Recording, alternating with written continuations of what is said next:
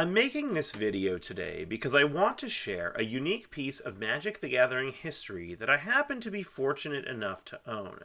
It's a first edition artist-proof Hurloon Minotaur.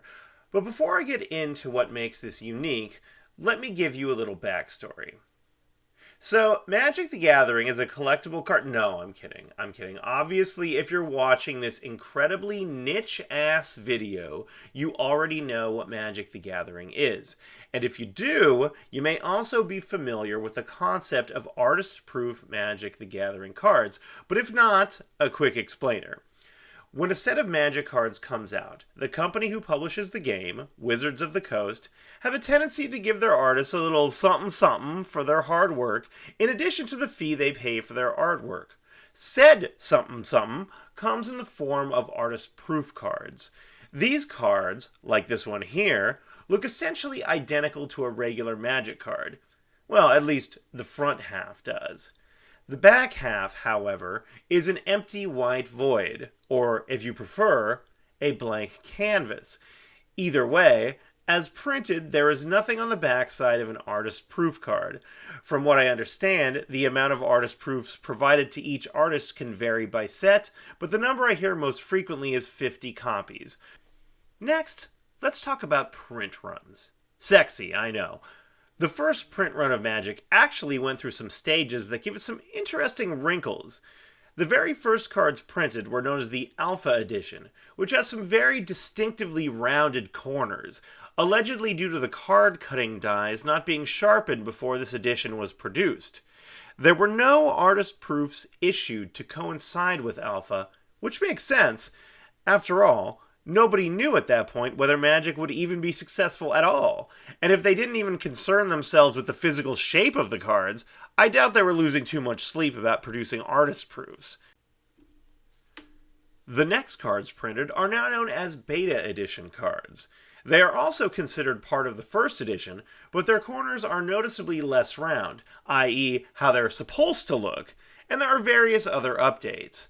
A couple of cards that were accidentally left out of Alpha were added to Beta, some errors and vagaries were corrected, etc. It's still more or less the same set, but you wouldn't confuse the two either. Finally, and this is important for reasons I'll soon get to, there was the Collector's Edition. The Collector's Edition is basically a version of Beta that's meant not to be played with.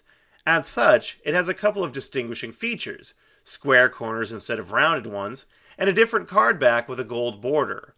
Other than these cosmetic differences, however, Collector's Edition is basically Beta. The very first artist proofs came into existence during this period, and were a bit of a hybrid. According to Jesper Myrfors, Magic's former art director, the idea was to create a set of proofs for Beta and print them alongside the Collector's Edition cards. And print them they did, with the same square corners as Collector's Edition and the blank white back that all artist proofs would have in common. So regardless of how you want to classify them, these square-cornered proofs are the first and only artist proofs for the black-bordered first edition of Magic the Gathering. But of all these proofs, what makes Hurloon Minotaur special, you may ask? Certainly the card seems unextraordinary or even bad to modernize. However, old heads know that in the early days, Hurloon Minotaur was everywhere. I'm not kidding. This seemingly mediocre creature was the face of Magic in the mid-90s. Don't believe me? Check this out. Hurloon Minotaur was chosen as the cover image for the first Magic calendar, and he also gets his own month, wherein the blurb clearly backs up what I'm saying here. But that's not all. This guy was on booster packs, he was on this Inquest magazine life counter, and his luscious Bullman backside got its own card in Unhinged. But if you really want to understand the extent to which Hurloon Minotaur was the Minotaur back then, peep this. An officially licensed denim jacket made in his image. As my dearly departed mother always said, you haven't truly made it until your face is on the back of some denim wear. So as you can imagine, having a first edition artist proof of Hurloon Minotaur feels pretty special. And it is! But what makes it truly unique is, well, better that I show you than tell you. So, without further ado, So here we have the front side of my beta artist proof Hurloon Minotaur card. And it basically looks, at least from the front, more or less exactly like a collector's edition version of the card. Sorry that there's a little bit of a glare on it. I had to leave the plastic sleeve on it because it was very expensive and I am very greasy. Now, that's the front, but things get a little bit more interesting when I show you the back. So this is the back of the card, and what really makes this one so special, because unlike the normal blank artist proof back, this one has an original acrylic painting of the Hurloon Minotaur by the original artist Anson Maddocks. It's basically the only version of this to exist because it was done specifically on this card. It's completely unique, and I think that's amazing. I even have a certificate of authenticity here. Oh, God, a hair. That's disgusting. A certificate of authenticity. It's still there.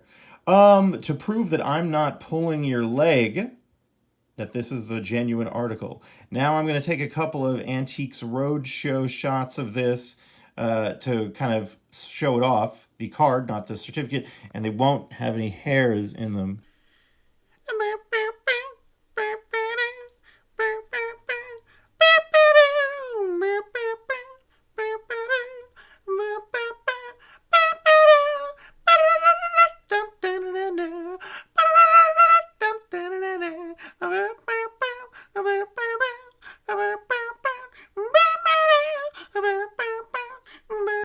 I hope you've enjoyed this glimpse at a little piece of Magic the Gathering history. I have some other old artist proofs if you're interested in seeing those, so please leave me a comment below if you'd like to see some more of this kind of content. And thanks for checking out this video. Now, if you'll excuse me, I'm off to sew a facsimile of my face to the ass area of some dungarees.